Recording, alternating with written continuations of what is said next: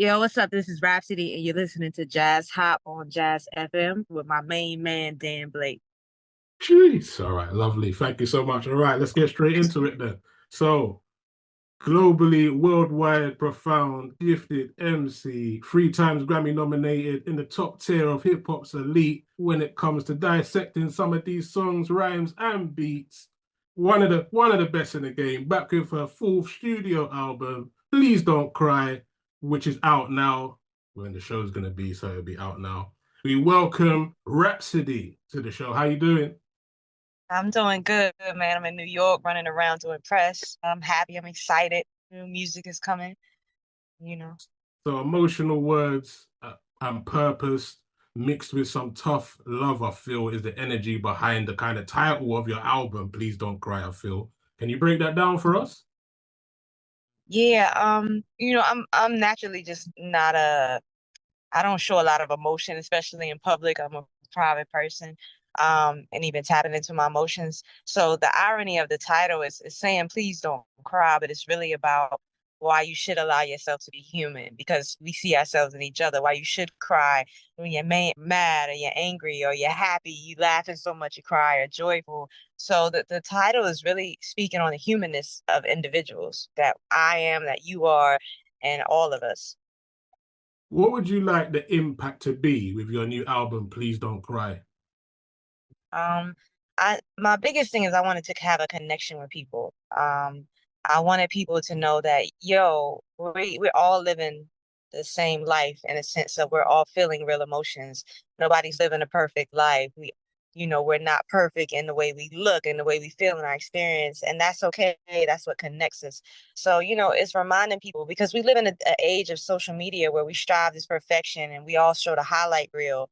Well, what about the everyday things that we're living? So it's being a compass and giving people permission to just be, be authentic, be real, um, and just live in that and learn and you know be inspired by each other's story and experiences. I understand, too. It's a big statement, energy and reflection, I feel. Tell us about why you chose that as your first release. Our first release was Asteroids. We released that in October. But I thought it was important to put out Stand Tall as one of the singles because, I was having a talk with my team. I said, Everybody that knows me for the most part knows I can rap, right? Like, I think I've done a good job in putting out enough music that's shown my skill." I said, I don't want to give them what they would expect of me. I want to be personal and I want to show them exactly kind of where this album is going, and it's about being human. And Stand Tall is one of those records that, it was one of the first records I did. And it was me just really speaking on, yeah, I'm an artist, we're all artists, but at the same time, we're human too. And, I see these conversations about me, I see what people say. And it's like, those things are so minuscule when it comes to the life that we're living. And I wanted to show people like, I deal with anxiety, I have, family that goes through things. I feel things. And I thought it was the perfect record to introduce people to that side of me and kind of, where we're going with this project. Trust me, I was feeling the vibes and the lyrics, when you're saying, God forgive me when I fall, trying to stand tall. You say very relatable, very relatable. It's giving me that way, all trying to keep it together vibes, you know what I mean? For sure. Mhm. Yes, yeah, you hit it on the head, Dan. That's exactly what it is. So why did you catch a vibe and sample the classic example for your track Stand Tall? Tell us about that for the album on Please Don't Cry, for the classic example sample. Man, that I have to give all that credit to Eric G. He's a longtime collaborator of mine. One of my best friends. He's a member of the Soul Council. We've done so many records together. And the beauty of our relationship is he knows how to pull the emotion out of me more than anybody. And I started this record with him. And when he sent me that beat, and every time I play it for everybody, they feel the same as I felt when I first heard it. It's so infectious. Frequency is so important. And, how he captured the emotion and how it moved me to be fearless, to spill out the way I did.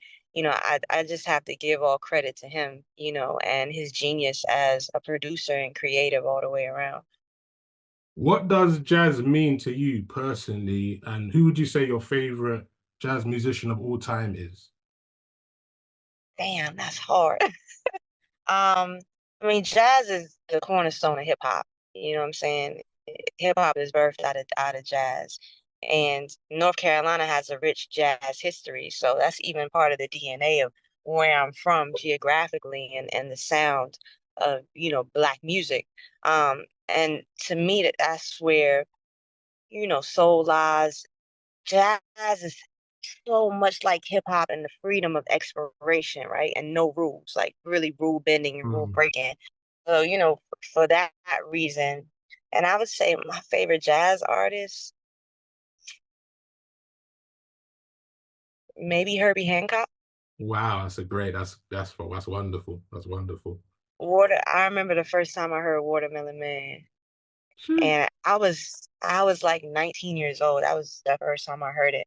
And I remember just riding in the car. I had this burgundy Honda and just listening to that over and over again. And I was just so enamored by how he made that and the sounds. It was like nothing I had ever experienced before. So yeah. 3 a.m. with Erykah Badu off the Please Don't Cry album. Very rich and soulful, stripped back energy. What did it mean to connect with Erykah Badu, do music together? It's definitely got a legacy feel to it all. Legacy. Man, Badu is one of my biggest inspirations next to Lauryn Hill and Jay-Z, and she's one of the greatest creatives we've ever had.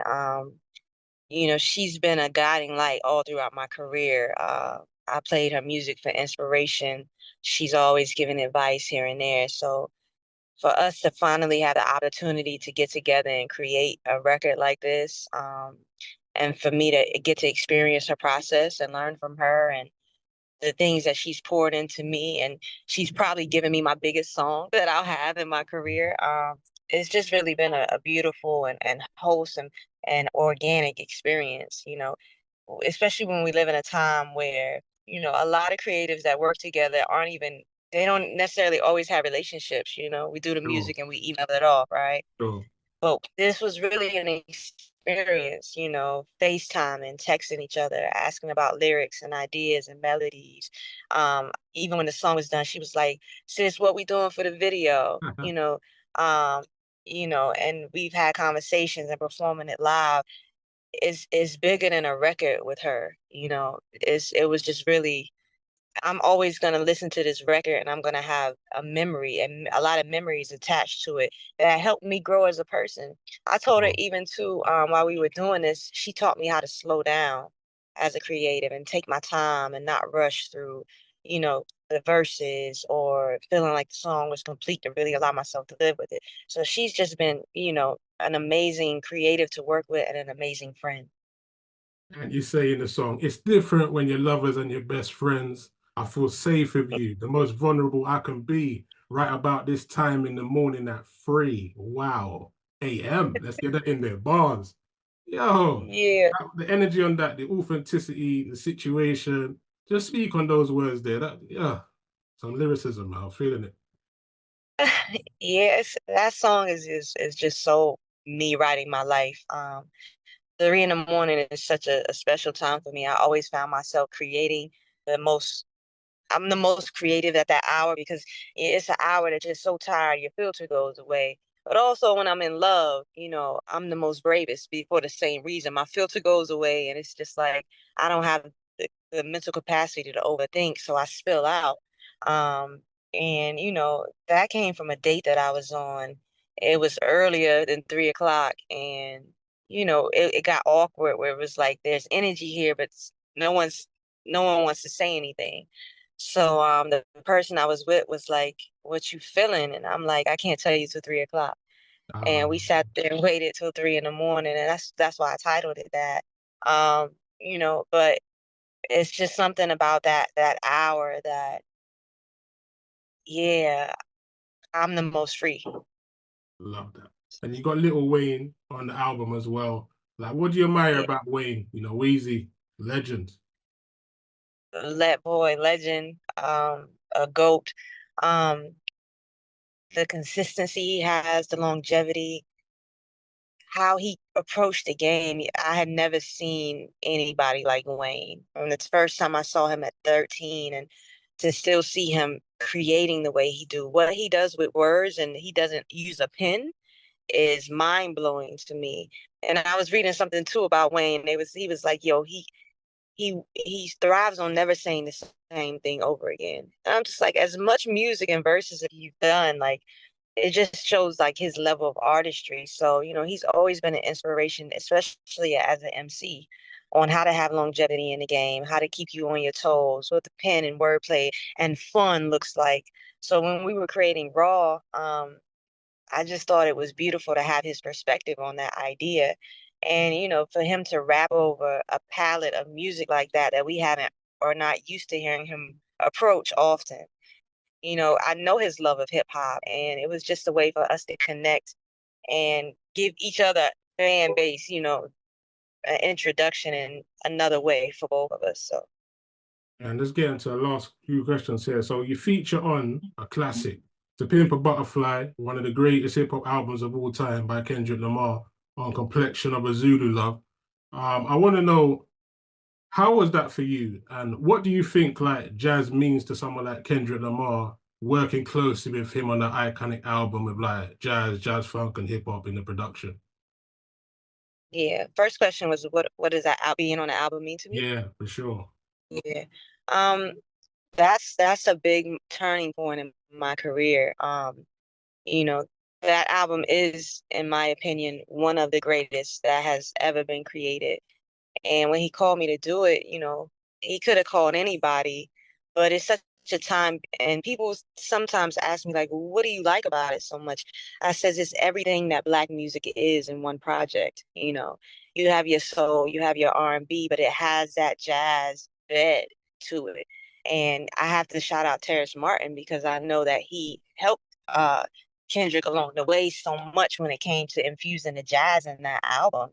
And I just think it's one of our greatest examples of the beauty of Black music, and especially the fuse and bridge of jazz and hip hop, and the artistry and the sound, and how it creates emotion not only with words but music and poetry. It was just a reminder and a shift at the time it came out. And it exposed people to me on a whole different plane. So Mm, you don't get my career in the same way without it being on that project. mm. And just I've got 5 questions here. I need one word answers. So, the most famous person you've ever met?